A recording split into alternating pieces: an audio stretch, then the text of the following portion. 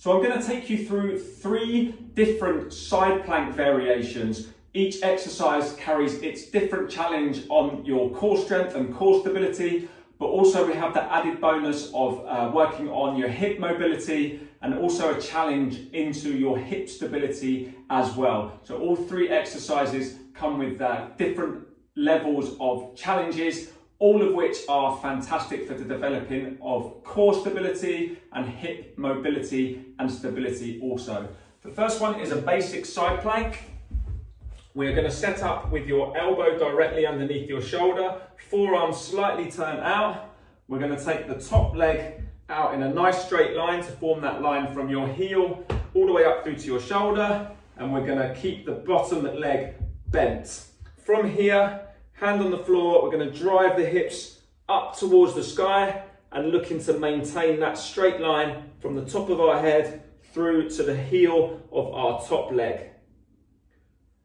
Our next progression is to bring the top leg forward. This position will now challenge more in the stability of the hip and particularly down the inside of the thigh. To make this one a little bit harder, we can straighten out the bottom leg or we can keep it bent.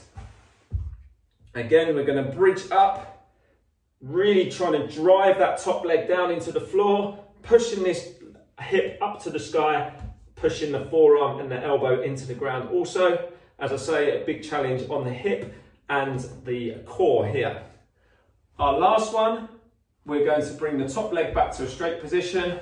This bottom leg is then going to come to about 90 degrees out in front of the body. From here, drive down into the floor, bridge the hips up into the side plank, and then we're actually going to look to hover the bottom leg a couple of inches off the ground to get a real challenge in the hips, the core, and down the inside of the thigh of that top leg.